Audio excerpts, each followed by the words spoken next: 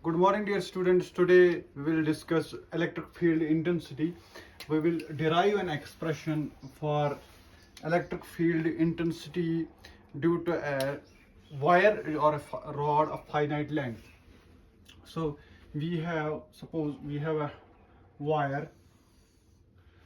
This is a wire of length L. That is the wire or the rod is of finite length. There is one more case that where we derive the electric field intensity for a wire of infinite length that goes to infinity from both the sides, and we use Gauss's law. We derive the electric field intensity for this rod or for this wire of infinite length using Gauss's law. But the case we are going to discuss is more fundamental and more basic. We will use the fundamental definition of electric field intensity and some knowledge of integral calculus to derive the expression for the electric field intensity at any point P, which is at a perpendicular distance r from this wire. And this point P can be any general point. It does not need to be at this perpendicular bisector. So this is a point P where we are interested in knowing the electric field intensity due to this wire carrying a charge plus Q. This wire carries a charge plus Q, and this charge is uniformly distributed throughout the length of this wire with a linear charge density of lambda. That is, Q is equal to lambda L, or which implies lambda is equal to Q over L. That is, charge per unit length on this wire is lambda. So we are interested in knowing the electric field intensity at this point P, which is at a perpendicular distance r from this wire. So let me draw these lines, which shows that the angles subtended by this, I can use this rod, I can use this scale for drawing some flat or smooth lines. And suppose this side subtends an angle theta 1 and this is theta 2. Now let me consider any finite element of length dx. Here I consider an element dx which is at a distance x from this point O, and suppose I will draw this line here. Now, since this element dx of length dx, I can consider it as a point charge, and let us see what is the basic definition of electric field intensity. What is the electric field intensity due to this element of length dx at this point P? So this small electric field dE at point P due to this element dx will be lambda into dx, that is small charge dq carried by this element dx over 4 pi epsilon naught divided by this distance square from this point to this point P. And this distance is in this triangle. Suppose this is angle theta here. Therefore, in this right triangle, this hypotenuse square is equal to this perpendicular square plus base square, which means this distance is equal to under root of x square plus r square. So here I need this distance square, which implies this gives me x square plus r square. This is the electric field intensity due to this element of length dx at this point P. So I can resolve this electric field into two components, that is along, suppose this is my x-axis and perpendicular to this is y-axis. So this is the direction of the electric field due to this element, that this element, this small electric field intensity has this direction. So these two are vertically opposite angles. Therefore along x-axis I can write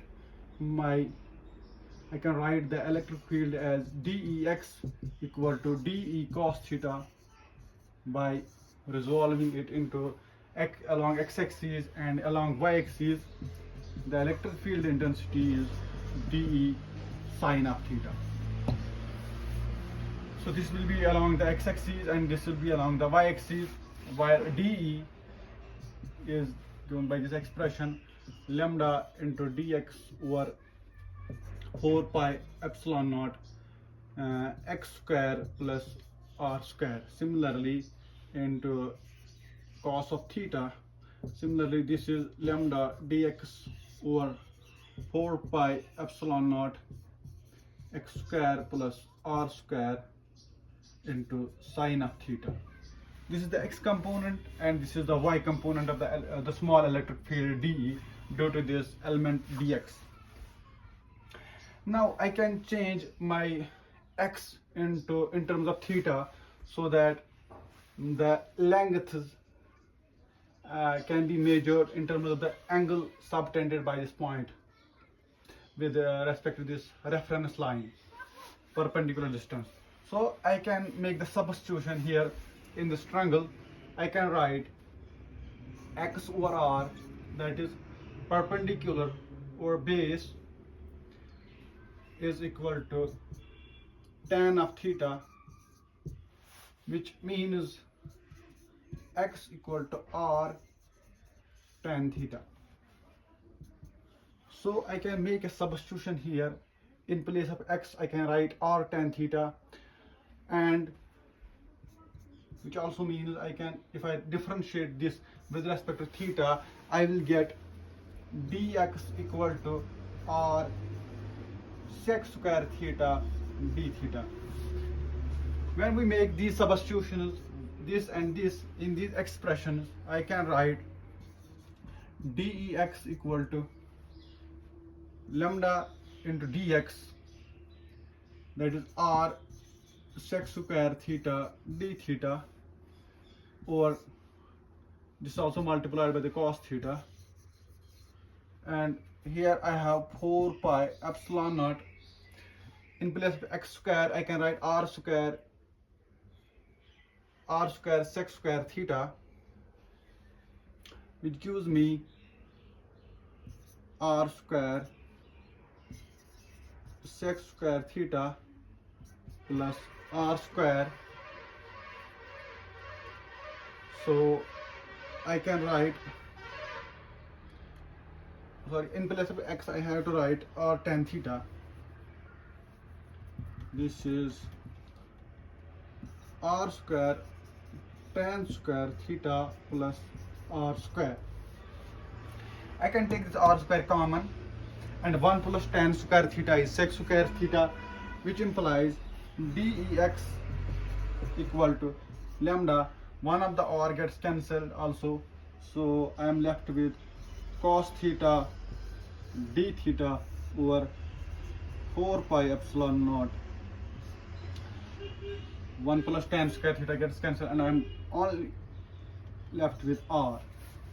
So this is the x component of the electric field in terms of theta, and similarly theta and r, similarly dey is equal to lambda sine theta d theta over 4 pi epsilon naught r. These are the expressions for the x component and the y component of the electric field due to this element dx at point P. Now what I need is, I need the electric field due to this whole line of charge, wire of charge Q. So for that matter I need to integrate over the entire length of this line charge. So for that matter, I will integrate dEx and dEy separately. So the x component of the total electric field due to this wire will be integral of dEx, that is here, that is equal to minus theta 2 to theta 1, because with respect to this reference line, if one angle is measured anti-clockwise and another measured clockwise, so that I can take one of the two as minus theta.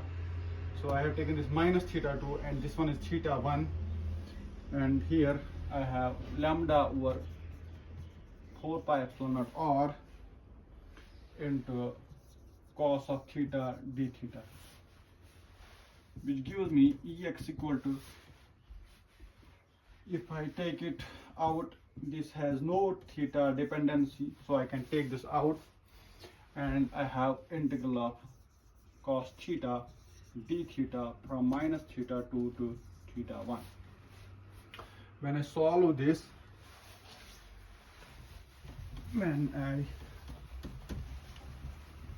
I will get the total electric field along the x direction, that is Ex equal to lambda over 4 pi epsilon naught r.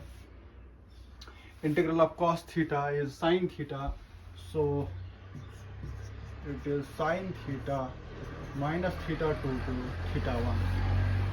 Therefore Ex will be lambda over 4 pi epsilon naught r. This is sine theta minus sine of minus theta 2. So since sine is an odd function, so it will be sine of theta 2. This is the total electric field along the x direction, that is x component of the total electric field. Similarly, I can integrate this expression to give me the total electric field along the y direction. So I can write it lambda over 4 pi epsilon naught r into, after integrating I will directly write the results, that is I will get cos theta 2 minus cos theta 1. This is the electric field along the y direction, and this is the electric field along the z direction.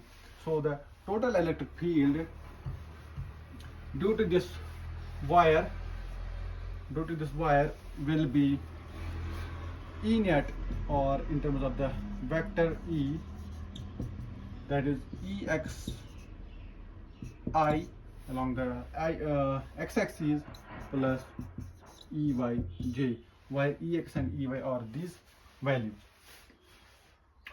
Now let us consider a special case in where this wire extends to infinity from bottom as well as from the top. So in that case, the two angles theta 1 and theta 2, like this, these angles, as this length tends to infinity, these angles will tend to 90 degree. These angles will tend to 90 degree. So in that case, theta 1 and theta 2 will be both 90 degree. So for a wire of infinite length, or for this point very close to this line, very close to this wire, the two angles will tend to 90 degree. So in that case, E will be lambda over 4 pi epsilon naught r into sine 90 plus sine 90, that is sine 90 is 1, so it will give me 2, and this will give me cos 90 will give me 0, cos 90 will give me 0. So we will get from this component we will get 0, only the contribution will be from the Ex. So the E net will be, it will be along the x-axis, so this gets cancelled, that is lambda over 2 pi epsilon naught r along the I-axis, that is x-axis. This is the same result we get from the Gauss's law for a wire of infinite length. If we have a wire of infinite length and we use Gauss's law for the same, like this, we take an element, area element along this axis, area element along this axis, and integrate, and using the Gauss law we get the same result. Thank you.